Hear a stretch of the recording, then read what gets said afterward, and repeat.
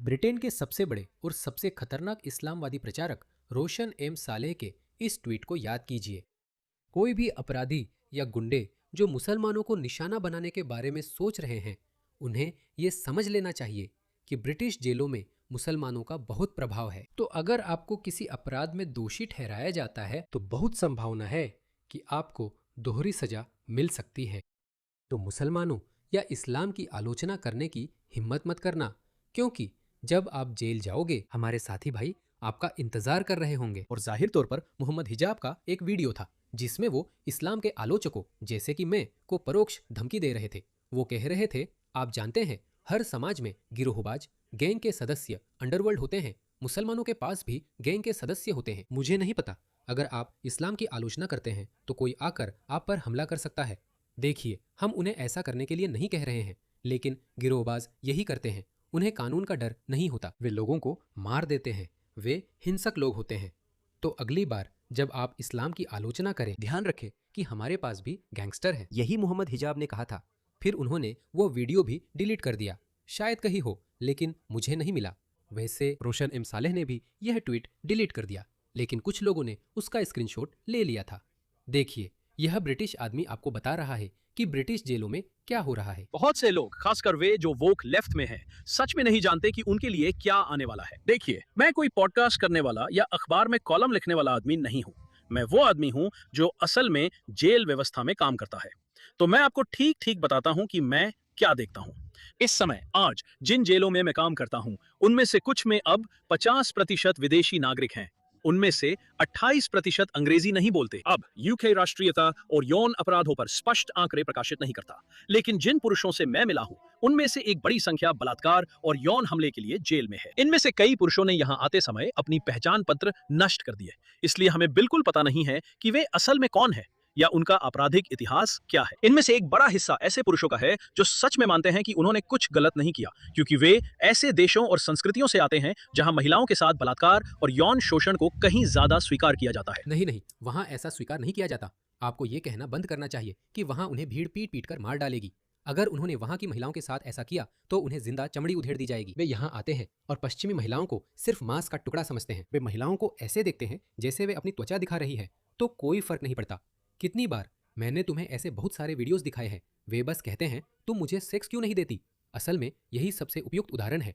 मैं तुम्हें ये दिखाता हूँ। लीफ स्टिल ऐसा नहीं है, मेरा मतलब है। लेकिन मेरा इरादे मेरे लिए बहुत महत्वपूर्ण है। लेकिन फिर भी तुम मेरे सूटकेस के बारे में नहीं सोच सकते। हर कोई जो हमेशा ना नहीं कहता। यहाँ एक जर्मन महिला उसे सहमति की अवधारणा समझा रही है। वह कह रहा है, मेरी भी ज़रूरतें हैं। अरे, मेरे पास ये हैं, चलो मुझे सेक्स दो। तुम एक बच्चलन हो, तुम एक काफिर हो, तुमने हिजाब नहीं पहना है, मुझे सेक्स दो। बस यही है, यही उनकी मानसिकता है। मैं इसे जीवन में इस्तेमाल करूँ। दिल से सब कुछ साफ किया जा सकता है और वो परेशान नहीं करती। वह मुझे परेशान कर रही है क्योंकि वह मेरे साथ सेक्स नहीं कर रही है। उसने मुझे अभी बताया कि वो मेरे साथ सोना चाहता है। हाँ, तुम भी मेरे साथ सोना चाहते हो, लेकिन मैं यहाँ बस पहले हूँ। वो कह रहा है, तुम भी उसके साथ सोना चाहोगे, है ना? यही वो जर्मन आदमी से कह रहा है। वो लोग कहते हैं, नहीं रुको एक सेकंड, हम ऐसे व्यवहार नहीं करते, समझे? तुम बड़ी बात को समझ नहीं रहे हो। इस पूरे मामले में सबसे जरूरी बात है, उसकी सहमति मायने रखती है। सहमति का क्या मतलब? हमारे यहाँ सहमति नहीं होती। हम बस उन्हें पकड़ लेते हैं और जो मन में आता है वो कर लेते हैं। तो यही उनकी सोच है और यही वो इतने बड़े पैमाने पर कर रहे हैं, जिसकी मैंने यूरोप के बलात्कार उद्योग से तुलना की है। मैं सच कह रहा हूँ। पश्चिमी राजनेताओं ने एक बलात्कार उद्योग बना दी है और उन्होंने अपनी लड़कियों और महिलाओं को इन सभी वासना से भरे आदमियों के हवाले कर दिया है जो यहाँ आ रहे हैं। इन सब आदमियों को देखो, ये स्पेन के सेउता का दृश्य है। वैसे ये अभी भी हो रहा है, ये सब अभी भी चल रहा है। इन सब आदमियों को देखो जो यहाँ आ रहे हैं। महिलाएं और बच्चे कहाँ हैं? यहाँ कोई महिलाएं और बच्चे नहीं हैं। आप सोचते हैं जब ये लोग महिलाओं को देखते हैं, ऐसी महिलाएं जो उनकी जैसी नहीं दिखती, उन्हें वे सुंदर लगती हैं। असल में नहीं, इससे कोई फर्क नहीं पड़ता। आपको क्या लगता है ये लोग क्या करने वाले हैं? इसीलिए वे जेल में है। ऐसा नहीं है कि उनके देश में बलात्कार स्वीकार्य है, वहां भी यह स्वीकार्य नहीं है। ये बदचलन औरतों के लिए स्वीकार्य माना जाता है।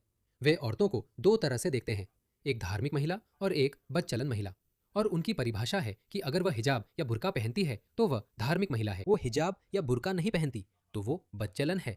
अगर वो बच्चलन है तो मेरी जरूरतें क्यों नहीं पूरी कर सकती? बात इतनी ही सीधी है। इन पुरुषों को अपने किए पर कोई पछतावा नहीं है। वे वास्तव में मानते हैं कि यह उनकी सांस्कृतिक मान्यताओं के भीतर स्वीकार्य है। यौन दासियां। ब्रिटिश सरकार की तरफ से फिलहाल कोई समावेशन कार्यक्रम नहीं है जो उन्हें कुछ अलग सिखा सके, जिसका मतलब है कि मेरी जैसे कि वो काम करेगा। हमें ये कहना भी बंद करना चाहिए जैसे कि वो यौन उत्पीड़न निवारण प्रशिक्षण वीडियो कुछ कर देंगे। जानते हो क्या, 2015 में जब एंजेला मर्केल ने यूरोप की सीमाएं इन कामुक तीसरी दुनिया के पुरुषों के लिए खोल दी थी, उसी साल 2015 में इसे जाना जाता है, देख लो, इसे कोलोन यौन हमला के नाम से जाना जाता है। तो जर्मन महिलाएं वो हर साल की तरह बाहर आई थी। वो पहले भी आती थी। वो नए साल का जश्न मनाने बाहर आई थी और हजारों महिलाओं के साथ यौन उत्पीड़न किया गया, वो भी अरब पुरुषों द्वारा, यानी अरब जैसे दिखने वाले पुरुषों द्वारा। उस समय क्योंकि वामपंथियों को पता नहीं था कि क्या हो रहा है, बीबीसी ने भी इसकी रिपोर्टिंग की थी। तो उन्होंने क्या किया, उन्होंने ट्रेनिंग देना शुरू कर दिया। तो उसके बाद उन्होंने क्या किया, उन्होंने उन्हें ट्रेनिंग देना शुरू कर दिया कि अरे महिलाओं को उनकी सहमति के बिना मत छुओ, जैसे कि इससे कुछ फर्क पड़ेगा। असल में हम देखेंगे कि अगर ऐसा है, हाँ यही है, जैसे कि ये है, क्या यही आप चाहते हैं? क्या यही आप चाहते हैं? जैसे कि ये काम करेगा, ठीक है। मुझे वहां मत छुओ, ये मेरी छूने की मनाही वाली जगह है। पीछे उस आदमी को देखो। मुझे वहां मत छुओ, ये मेरी छूने की मनाही वाली जगह है। शायद ये फिनलैंड या कहीं हुआ था। तो आप जानते हैं, क्या आपको लगता है कि ये ट्रेनिंग उत्पीड़न विरोधी प्रशिक्षण मॉड्यूल इन लोगों पर काम करेंगे? ये काम नहीं करेंगे। चैरिटी को अब जेलों के अंदर उनके लिए कुछ काम करना पड़ रहा है, जिसका मतलब है कि आपके टैक्स के करोड़ों रुपए विदेशी नागरिकों को बुनियादी मानवीय मूल्यों और अंग्रेजी बोलना सिखाने में खर्च हो रहे हैं। सिर्फ इतना ही नहीं, ये जेलें इतनी ज्यादा भीड़भाड़ वाली हैं कि वे असल में हिंसक यौन अपराधियों और बाल यौन अपराधियों को रिहा कर रहे हैं। बिल्कुल सही, वे दोषी ठहराए गए यौन अपराधियों को जल्दी रिहा कर रहे हैं क्योंकि जेलों में अब जगह नहीं बची है। अब वे इन संस्कृतियों से आने वाले लोगों को ला रहे हैं। मतलब आपकी जेल की कोठरियां ठसाठस भरी हुई हैं। 15 साल पहले ये समस्या नहीं थी। ये वे बातें हैं जो वामपंथ के कई लोग नहीं देखते, क्योंकि वे ऐसी जगहों पर रहते हैं जो इन समस्याओं से पूरी तरह अलग थलग है। लेकिन मुझे बस 10 साल आगे की तस्वीर देखिए। चलिए आगे बढ़ते हैं। अगर कुछ नहीं बदला तो 10 साल बाद समाज कैसा दिखेगा?